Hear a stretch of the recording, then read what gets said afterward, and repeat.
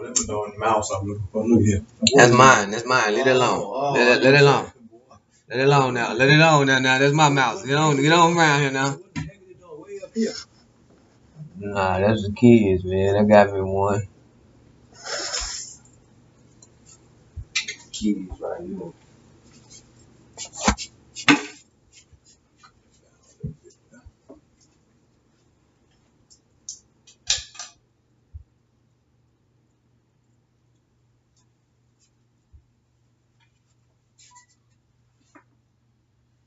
Alright, July 4th. Happy 4th of July. Me and my daddy once again recorded another quick video. What's going on, Daddy? Everything's alright, son. Everything's alright. Alright, quick topic, man. I was checking the news out yesterday. And they got to talk about all the killing out there in Chicago. So I did a little research, man. And over the weekend so far, you got 63 people wounded and 5 killed. How do you feel about this violence in Chicago? I think it's just a nationwide. It's a change. So the fact is, you want to deal with the legislature part of it. You want to deal with the parenting part of it. You know, just disrespect part of it. You have so many different variables in it. And I think the first thing we want to talk about is gun violence. But we live in a country where the gun laws are not what they're supposed to be. We always talk about the Second Amendment and what the forefathers said. But we forget about the reason behind that particular amendment. During the time that came out, we did not have law enforcement throughout the country. Yeah. We had a nation in unrest with the Indians and with slavery and different things. So they said that all landowners had a right to protect themselves. Yeah. All right. And so that's what that came about, that they had a right to bear arms to protect themselves. But once the law enforcement came into being, okay, then that should have changed. But with the NRA and different groups that profit from it, decide to buy out Congress. Yeah. You know, what they call lobbyists and all that, and give into their campaigns and stuff. They run this game, and they turn a deaf ear to the problem. Anytime you put guns into the hands of every American, literally, and you have a disagreement, you're not going to call for law enforcement. You're going to take care of the issue yourself. Yeah. Then the law was changed where everybody almost got a right to bear arms. And now even in Oklahoma, they're trying to set it up where you can do open carry. You know, it's going to get even worse.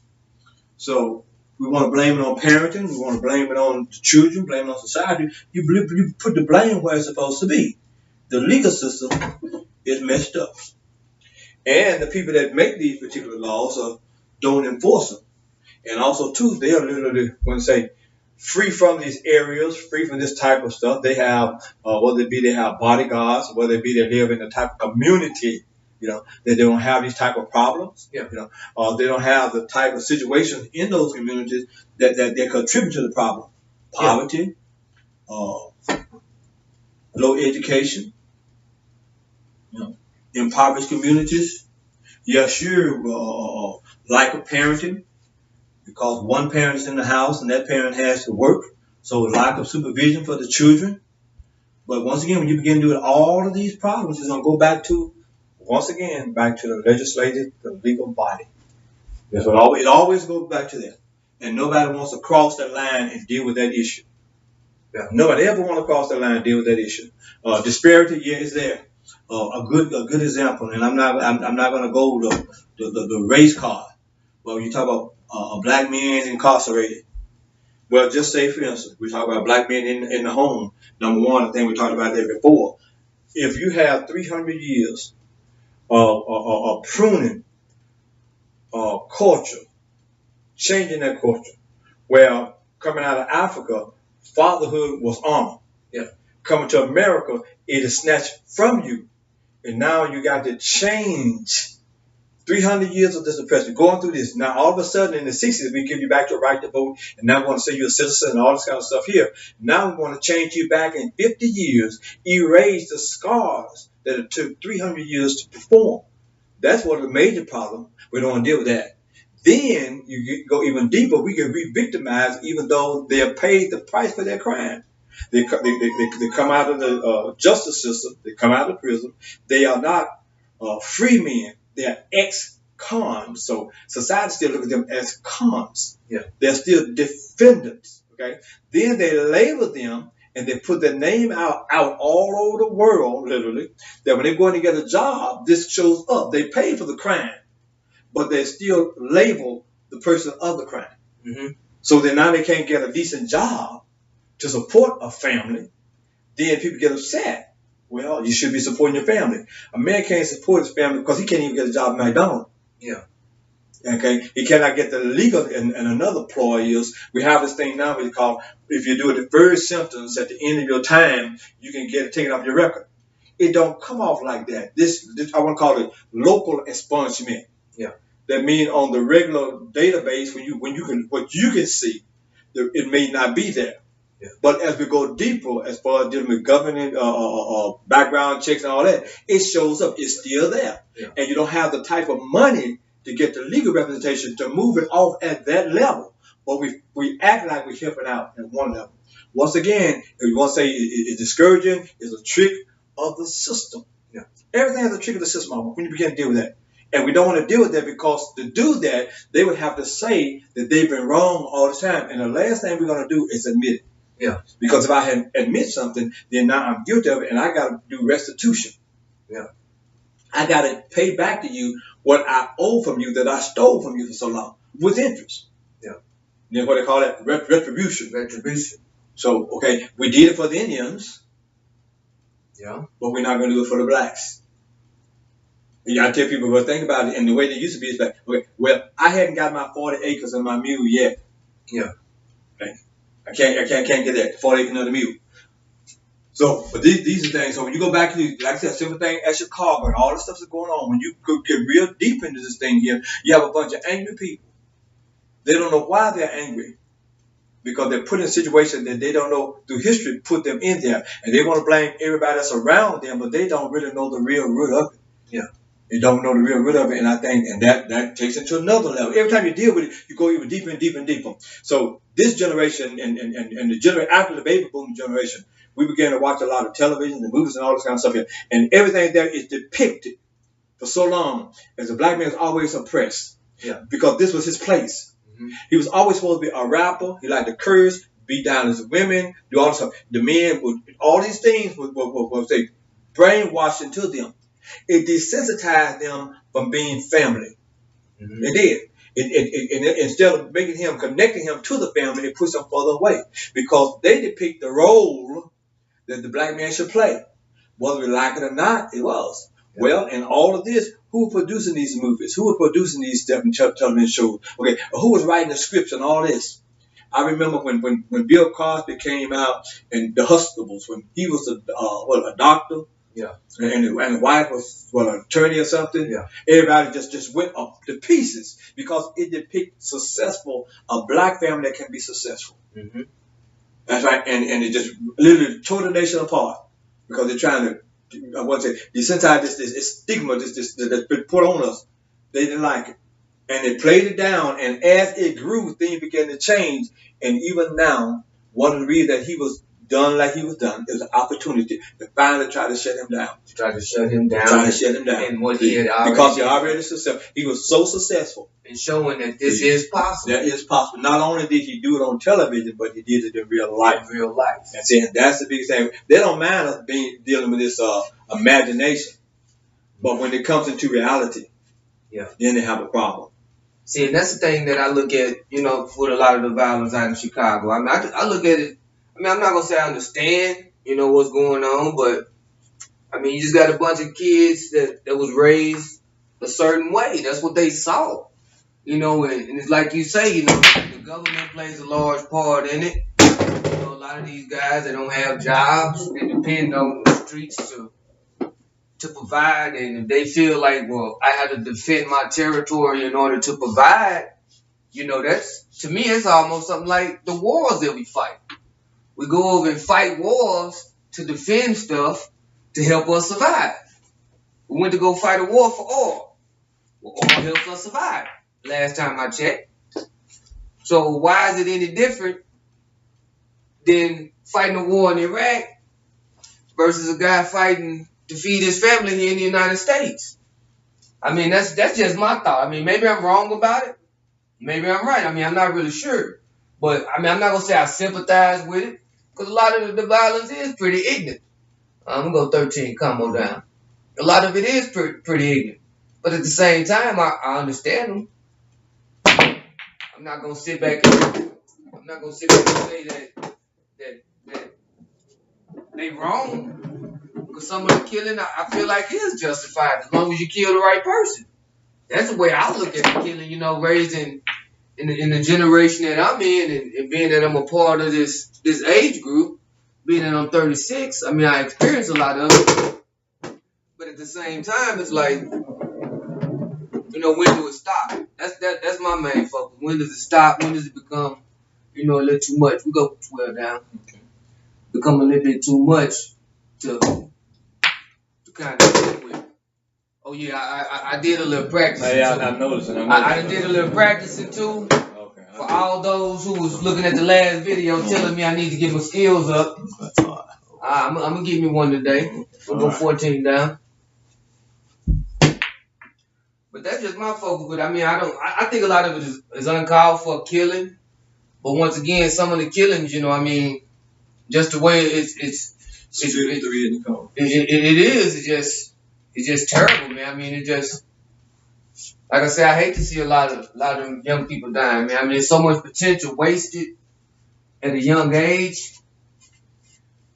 Especially with, over the weekend, one of the kids that got shot was a 3-year-old.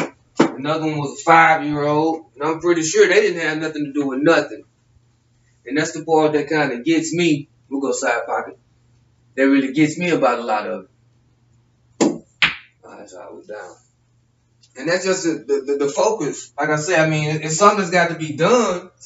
But like you said earlier, I mean, so how do you feel as if, the lack of fathers affects this crime rate, these shootings and things of that nature?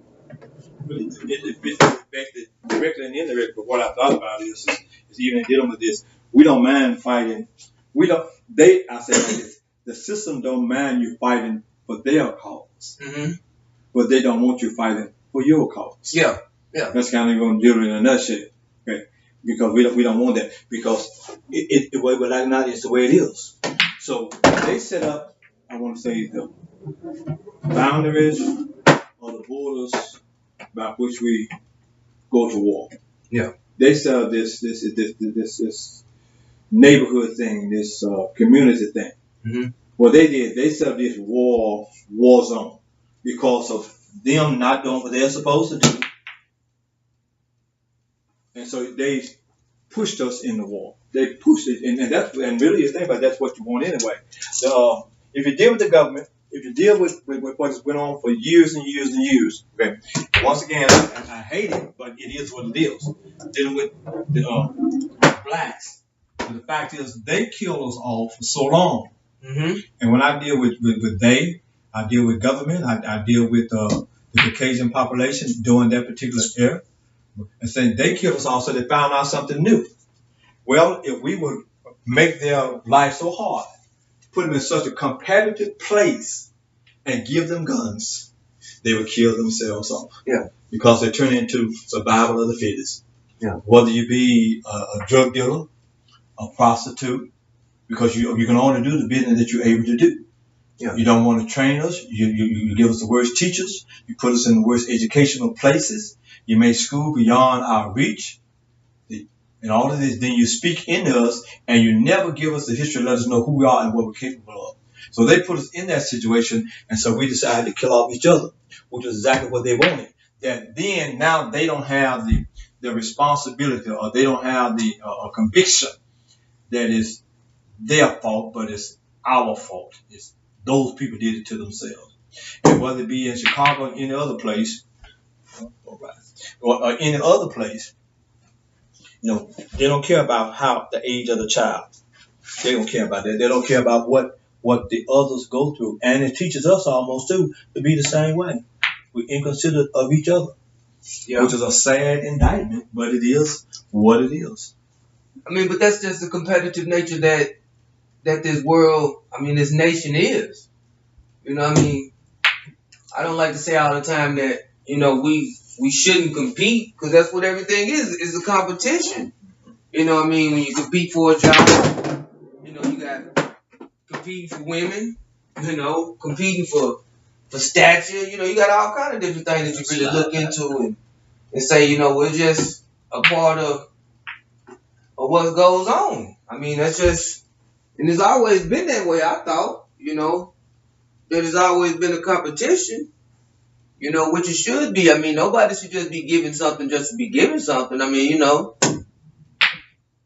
It's all right to be a blessing and stuff like that, but at the same time, it's all a competition, right?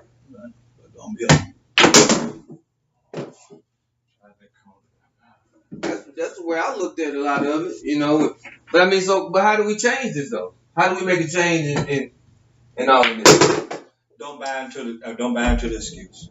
Don't buy into their game. Deal with yourself.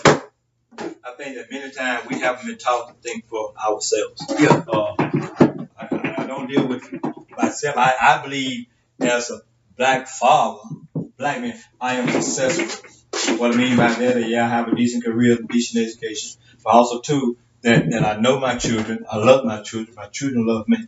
Yeah. And from whence we came, accomplished a lot of things that say it could not be done. Yeah. Number one, I didn't buy into what they say I couldn't do. Yeah. I use whatever that people would say. I use it not as a stumbling block, but as a stepping stone. I decided to always be challenged. First of all, I challenge myself. Yeah. And I think that helps a lot when you begin to believe in yourself. You learn your history, learn who you really are, what you are capable of. And I think a lot of that happened. Then, because I grew up in a time that segregation was still there. Integration was just coming into play. I grew up with John F. Kennedy, Eisenhower, Vietnam War. Yeah. We look at all these things, big time. Jim Crow. I was chased by a Ku Klux Klan when I was growing up. I lived in a community that when a Jew got elected, that they burned down half the town, and when a black got elected for mayor, they burned down the other half of the town. I had all kinds of reasons to be hateful and spiteful and all these things here. But I chose not to buy into it. Yeah. I chose to be a part of the solution and not part of the problem. Yeah. I realized that I don't care what color, what denomination, or whatever, men can be good and men can be evil. Yeah. And I decided to not be one of the ones that are evil. Yeah. And then I realized that no matter what somebody says, I had something that I realized they could not take from me. Okay, that's knowledge. Yeah. And the more knowledge I obtained, the more power I had. And those power, first I had power over my own circumstances. Yeah. And once you get power over your own, can't nobody take that from you. So I think that's the biggest thing. See, that's the biggest thing. We use every excuse in the book. That's why we can't. Why don't you turn it around and then find out why you can't? Because no one stops you but you. Yeah.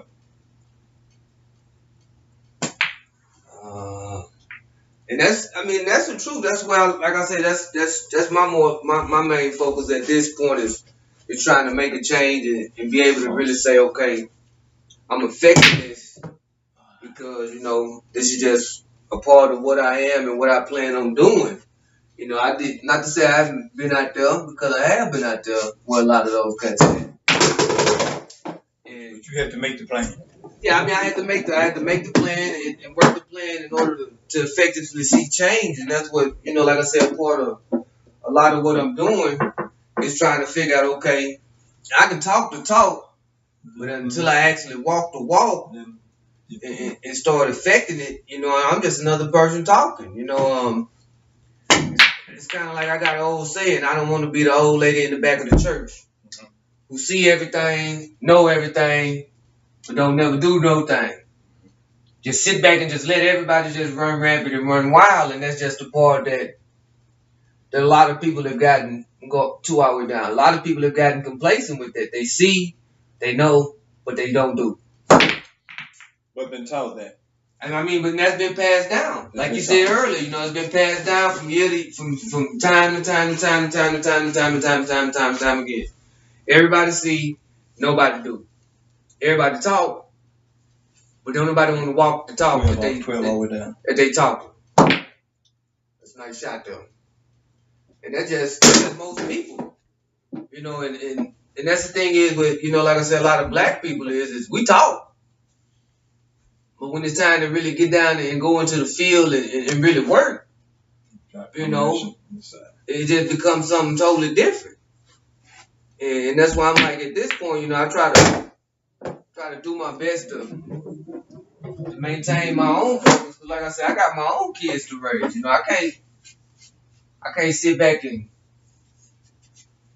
just thank for everybody else. We'll go right there. And thank for everybody else, because not everybody's going to get it. Not everybody wants to go. Not everybody shares the vision and the dream. Not all people have that vision and dream.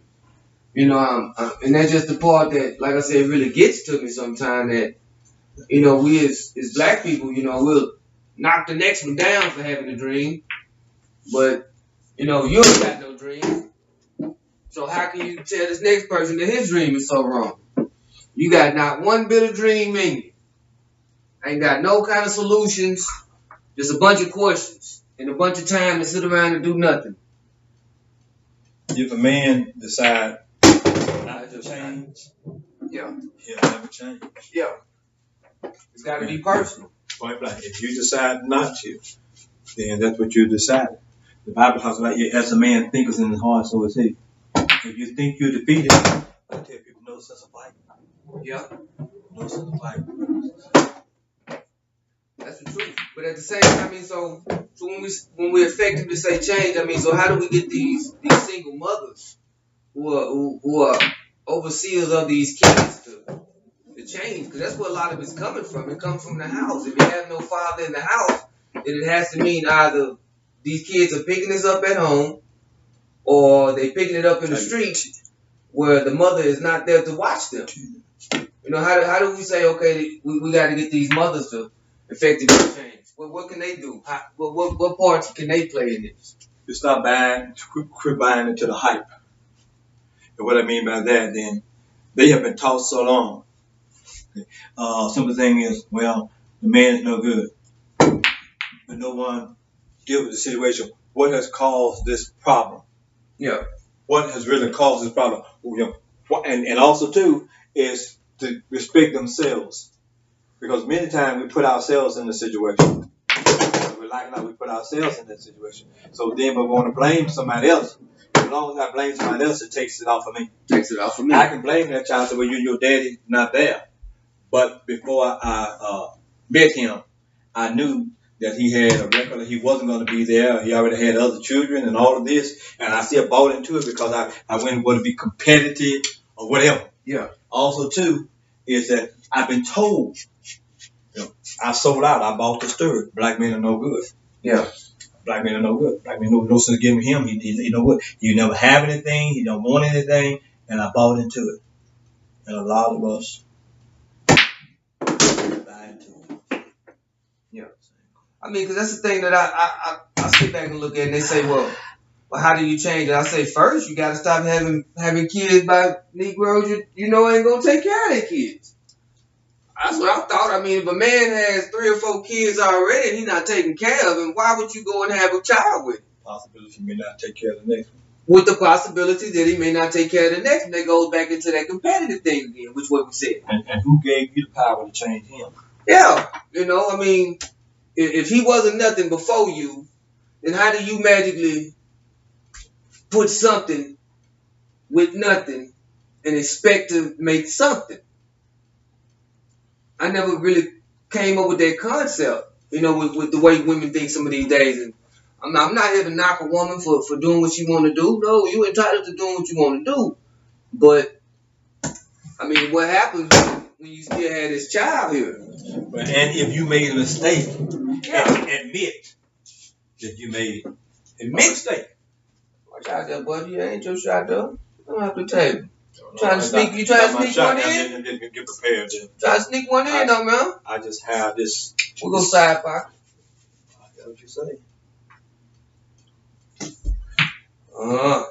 Trying to call my shot from here. Look here now, man. But that's what I'm saying. I mean, I talk to a lot of women all the time. Even we were doing the last video. A few women say, well, you know, what am I supposed to do? You know, I'm a single mother and this and that and the other.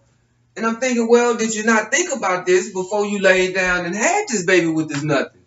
You didn't think about yourself. Yeah, because I mean, but he was a nothing before you met him. He was a nothing when you was with him. Did you expect him to magically be something after you had a baby with him? How does that work? You know, and like I said, man, I had a few people comment on the last one. You know, they say, well, that's just wrong. You know, a woman should be able to be called a father and da-da-da-da because of the stuff she do. And I'm thinking, well, I mean, I'm a father because of the stuff I do, not what I did. So how do you magically think that you are a father when, you know, you going off of what you did and not what you do, because you could never be a father. And that's why I say a lot of the violence and stuff, man, it comes directly from the home combination. It comes directly from the home. And a lot of these guys, they're picking it up, like I said, they either picking it up at home or they're around somebody that's supervising them, or they picking it up out in the street. Go back over here. And nobody wants to call a square a circle a circle. You know, it's learned at home or it's learned in the streets, which means the child has no supervision. So this woman who has been given custody of this child cannot supervise this child. There's a father who's not around, who was never around. And that's why I say in Chicago, I mean, you know, when you look at the single mother ratio there, man, you're talking about 65% single mothers. Over 65% single mothers. And like I said, that's just the part that kind of gets me, is that, you know, they quick to blame the man, but how do you blame somebody that's not there? There we go. 1-1 now, buddy. Accident will happen. For all y'all who watching, I did get him that one. It's 1-1. We're going to play one more. Accident will happen. You think about this, okay? If you want to be something, you have to have an example of what it is. Yeah. Okay? Right? So, and people have, well, anything won't do. Mm-hmm. Okay. That has been proven. Yeah. That if we want to deal with it, and a lot of times we don't want to deal with it. That's why we have so many. And I don't, once again, I'm not a whatever, but I'm just old school. You have so many guys that are confused. Okay? You have so many women that are confused. Yeah. You got mama trying to be daddy. Yeah. So you grew up to try to be daddy. And see, people don't want to deal with that. But they've got the idea of what a daddy should be from a mama. So when you walk around with your jeans on, okay, and you chasing after some girl chasing some girl, wait a minute, you trying to be daddy. Yeah. You better look at that. Yeah. Or either you too busy washing dishes and fixing your makeup, because daddy ain't in the house, you too busy trying to be mama, and you're supposed to be a daddy. Mm-hmm. So a lot of men and women are confused, and I'm not saying that's all of the problem. That's one of the reasons this particular problem comes into play. Maybe for some people it's not a problem. Maybe it's not. But I'm old school, and I believe what I believe. But also too is the fact is that even getting deeper. Who tells a black man? Who instructs a black man, a young man that don't have a father in the house? Who instructs him on how to be a man? Who do this instructing? Well, generally it comes from a woman, and she's basing it off of the last man that she was with. But she still, wait a minute, hold up. So where does she get it from? Because if you're basing off the last man that you had, then you're training him to be the last man somebody would have. Mm-hmm. You're training to be the same thing. Yeah. And so now he's looking, it's like looking at television. Everybody want to be like Mike. Yeah. Okay. They see what he's doing, but they don't see how he got there. Yeah. So they want to be there, but they don't know how to get there. Mm-hmm. Okay. I want to be like whoever. Yeah. They see where you are. And many times they don't even really see where you are. They see where they think you are. And you want to get there. And what's like that? Men are not taught that. Young men are not taught that. And that's the problem, because everybody desire to be something. Every young man wants to be around their dad, and they want to be there. They want to. They really want to do right. Yeah. They really want to get it right. But if there's nobody there to give me direction, then I got to find the directions I can. Yeah. And it may not be my direction, maybe somebody else's direction, but any direction is better than no direction at all. Yeah. And so that means, so I follow somebody else's direction, and I get to where they are, and it's not where I'm supposed to be. I don't know it's not where I'm supposed to be because I don't have my direction. Yeah. Like you said last time, don't have no direction at all. And that's the thing, like I say, that's why I keep going back to it. You strike? That's why I keep going back to it. I mean, a lot of these women are raising these boys, and they look at it and say, well, I'm going to raise you to be a man based off of the things that the last man did. Well, then you got to look at this young lady. She is actually basing what a man is off of her daddy that wasn't there neither. So you had her mama trying to raise her and be mama and daddy. So that's why I say it's a cycle. Like you said, it's a generation. It's years and years and years. We didn't get to this place just by nowhere. This has all come from, like I said, it comes from the cycle and the path of it. And I hate to say it. I mean, right now, man, it just seems terrible. We'll go cross side over there. It just seems terrible that, a lot of people don't really look at it that way and call a square and a circle, because that's what it boils down to. Even when I was coming up and I wasn't around, my mama thought that she could be, my daddy too, and it was just kind of funny because I'm thinking like, well, I don't think you can be my daddy. He stay around the corner. I know who he is. You see what I'm saying? And the image that you putting out here to me is not the exact image of what a daddy should be. Not discredit my mama. She did the best she could with what she had, which I commend most women. Side pocket. I commend most women for that, doing the best that they can with what they have. But at the same time, you got to know when to hold them and when to fold them and when to say, okay, that's just not going to work out like that. That's just not how it works out.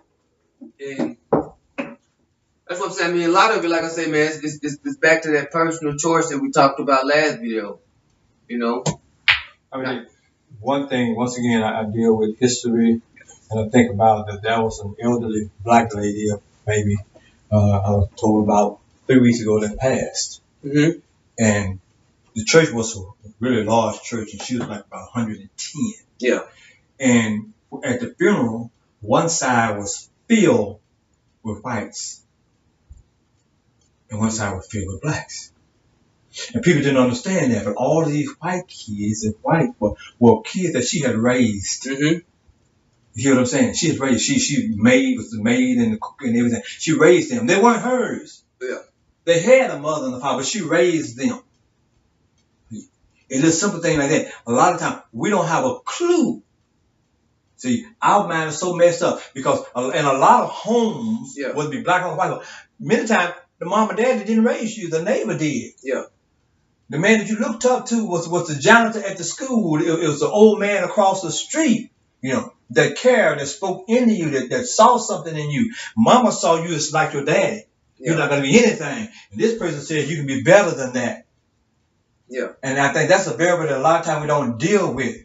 Or it may be a book that somebody read, that somebody hid that they didn't show in school about what this black invented this and this black invented this black did this and this person here helped me, this person helped me, this person here. A lot of people don't know the black man was the first person that did a transplant. Mm-hmm. Yeah. They don't have a clue that the majority of the things that are made by America are made by blacks. Okay, and their white masters and slave owners got credit for it. A lot of people don't know that. Yeah. Because it was hid away. Once again, you're dealing with the fact that if you do not allow me to know who I am, anything will do. Anything will do. And since you won't allow me to know it, whatever you tell me, I have to receive it until I know better. Yeah. And I think that now what is happening is that now you're knowing better. Even when you look at television now, you're going to find a lot of black shows done by a lot of black artists, a lot of black producers, a lot of black writers, and a lot of, you even see now a lot of documentaries are coming out about America. Yeah. They're showing the black side of America. Yeah. And it's good because the white side of America don't even really know the black story. Yeah. They don't know the black story. And that's why even after the 60s, those generations came up later, Jim Crow came back alive. Okay, because it still was hid. And now it's coming out. Yeah. Okay, and then it began to come out and they found out that, yeah, a black man is not a monkey because a monkey can't mate with a white man, a woman, okay, and not produce a monkey. Yeah. And then even those that are so messed up, God is so awesome the way he deal with that. Even the grandparents that grew up back in Jim Crow time now have mixed babies, mixed grandkids, and they learn that they love them. And loving them, it takes away all of their theology. Yeah. All of their thinking of back. They realize that this is a child, that is somebody, that is something good, and it's something pure. Yeah. And they understand that they do learn. Yeah. There was a young lady that was the black young lady. She was accepted, I think by like 20 something. What you want to call those colleges, major universities, yeah, about 20 some of them. She was labeled to be the smartest. I think they said that her IQ was higher than Einstein. Had one that's 24 years old and was a doctor. Yeah. See, now all this stuff is coming about, but the news media would not push that. Yeah, no. They would not. They would put a little Chinese child that's 3 years old and play a piano. They would show him from another country. But the black young lady that's 24 years old, that's a doctor, they won't show her. Yeah. Or the one that says that her IQ is higher than that, they won't show that. Yeah. Because if I show that, it will show them their potential. Because I've knocked it for so long, they're gonna call me. Now I call myself a lie. Yeah. And then when I begin to call myself a lie, now I have to do something about it. I have to make restitution. I have to admit it, and most people don't want to admit the lie. They would rather carry the lie on. And so they do deal with what's called the communist thing. Yeah. Was it Stalin or Marx that said, tell a lie, make it big, repeat it often.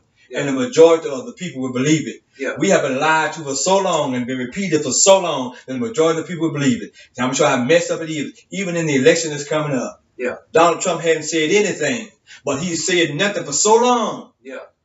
That people believe nothing. And they bought into the lie of nothing. Yeah. And that's just how messed up our minds is.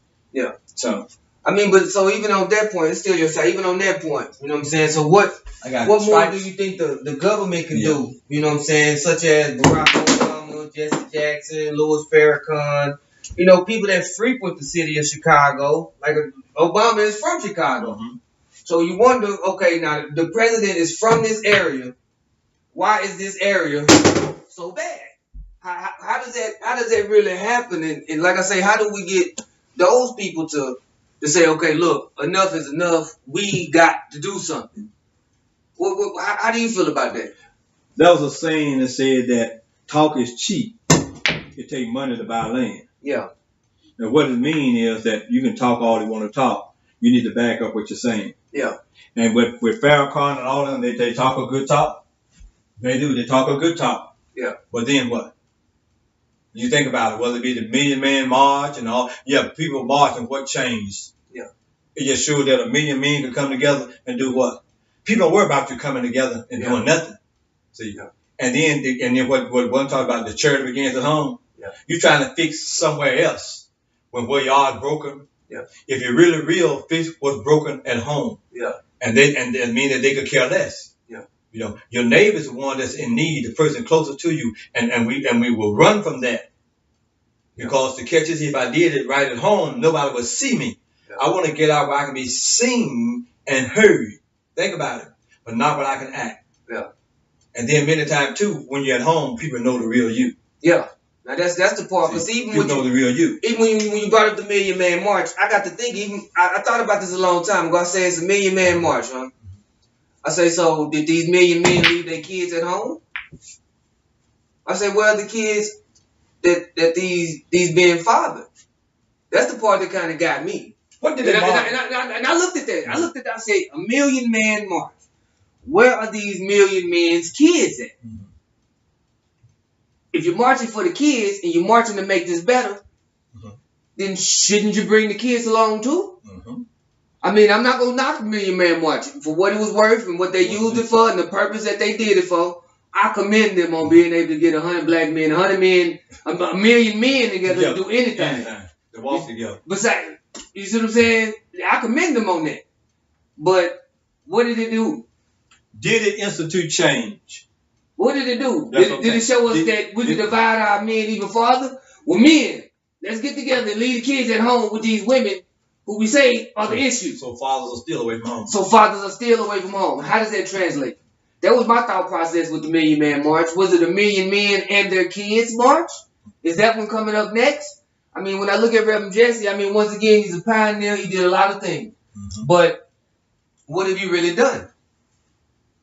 He fell into the same system that you kicked against. Yeah. Because he got, well, we won't get off into his problem, okay? But he did. You can't put yourself as perfect, okay? You have to let people know that you have issues too.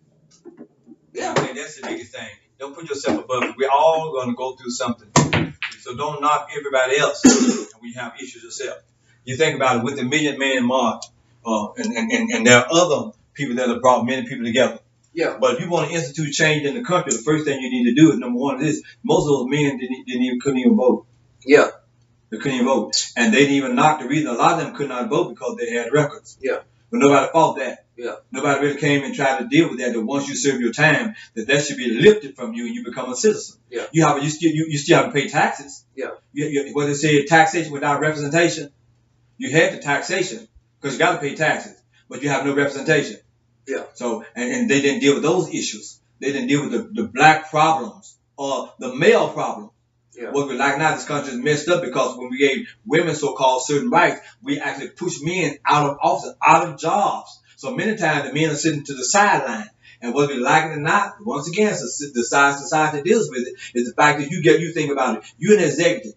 Mm-hmm. Okay, and you're sitting there and you think you're somebody and all of that, and you got a choice. You don't like a black man. Yeah. Okay. But you have to deal with affirmative action and all this other thing. So I got to put something black in there. I'd rather put a pretty black woman in there that I can get close to before I put a black man in there that's talking crazy. Yeah. Okay. Or I might be afraid, okay, that he may be what he said he is, and he may be able to oust me.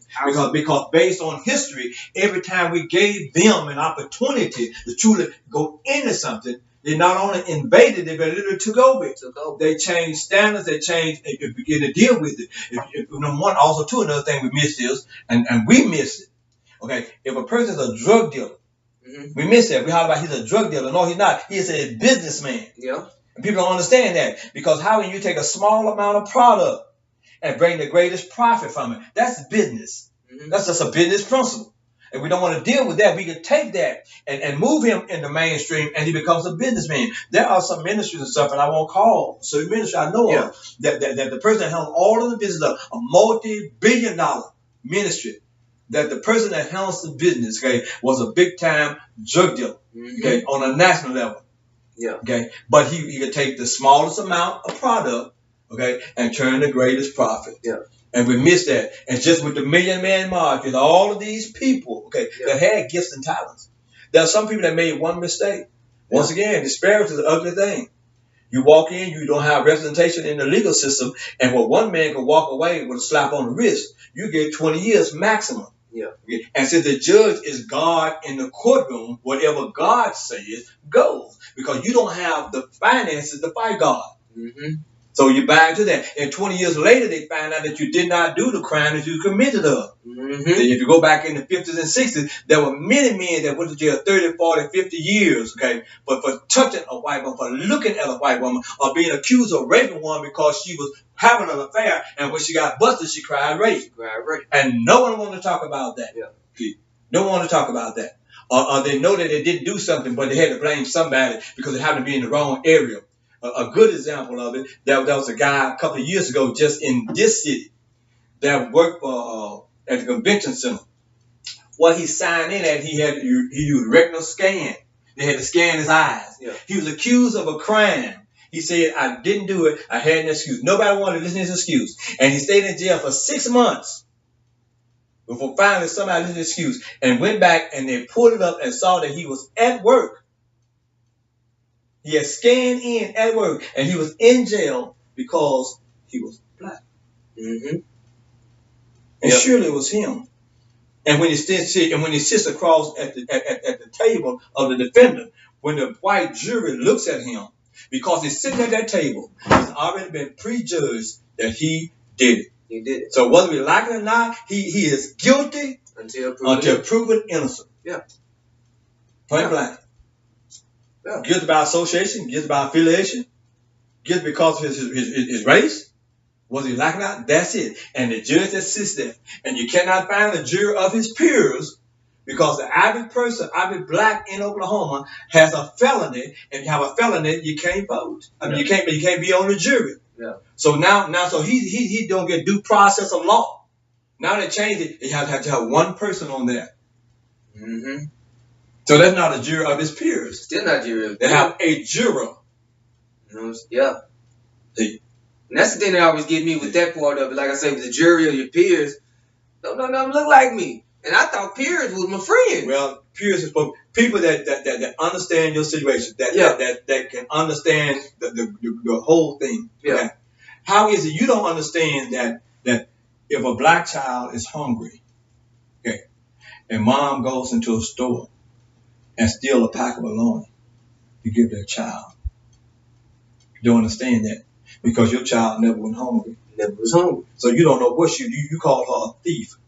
But if you was put in that situation, you don't know what you would do. Yeah. So you cannot sympathize because the system is supposed to deal with sympathy and empathy. Yeah. There's a place of compassion there. There's a line. The catch is this: if I'm truly guilty of that, I'm not guilty of just say stealing. They want to lock it there. But I'm guilty of providing my child with what the Constitution said I have rights to have. Yeah. Since you won't give it to me, so by right, I'm exercising my constitutional right wrongly, but I'm still exercising the right that I should have. And that's the part that I tell a lot of people. I mean, look, you got to do what you got to do. It's your child. You got to do what you got to do. I don't knock nobody for doing nothing.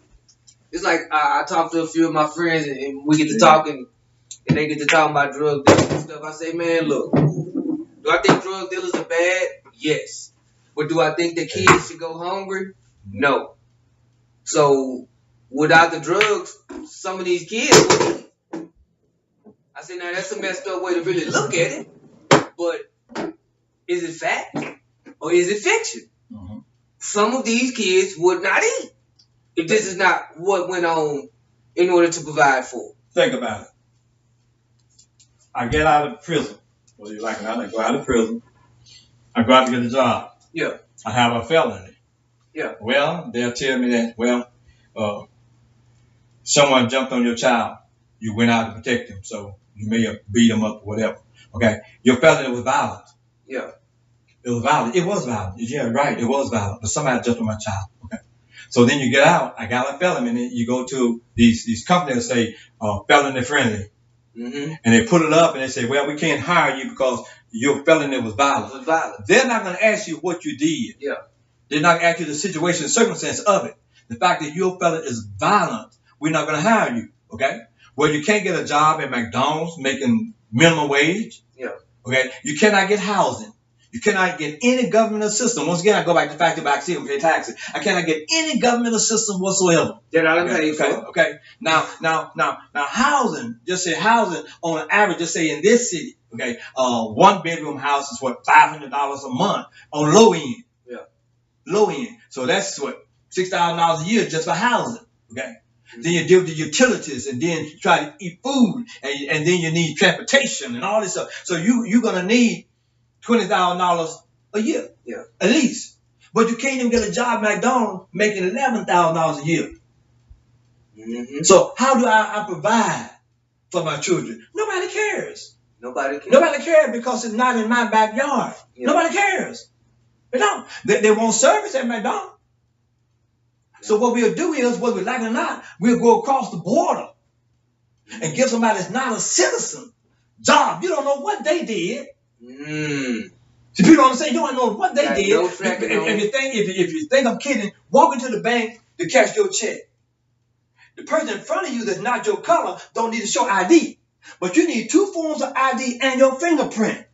And the guy that crosses the border don't show any ID at all. Yeah. 40 of them line by line, no ID at all. And they drop checks down and get cash and cash and cash with no ID. And you have all the ID, and you got to go through 3-5 steps. And if it's over a certain amount, they go around and how to get the manager to approve it and the next manager to approve it. And they got to call in, then they tell you, but we can't give you all of that. You got to wait 5 days before you get yours. And a man just walked up and got $50,000 and walked away. Just walked away. Yep. But then they ask, I don't know why you people are so angry. Why are you so angry? I don't know why y'all get out like that. Yeah. I don't see what y'all going through. I don't have no problems. You reckon so? and when you begin to, and the child that's standing on the side, he sees what mama, I've been there. Yeah. Sold a house, walked in with a big check. And the young white boy, I call him the white boy, he may have been 20, 21 years old. He said, where did you get this money from? This is a teller at the bank. Where did you get this money from? Pulled up my account. I had way more than that in my accounts. But he asked me, where did you get this money from? And I just stood there. And I stood there and I had a flashback. I had a flashback. I said, Lord, I thought we had got past that. Yeah. We're still there. Yeah.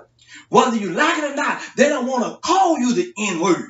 Mm-hmm. See, but they point to you and they trick you the N-word. And that goes back, like I told you, I quit my last job at the bank for something similar to that. See, so and that would mess you up. But yet and still, you want me to be a man.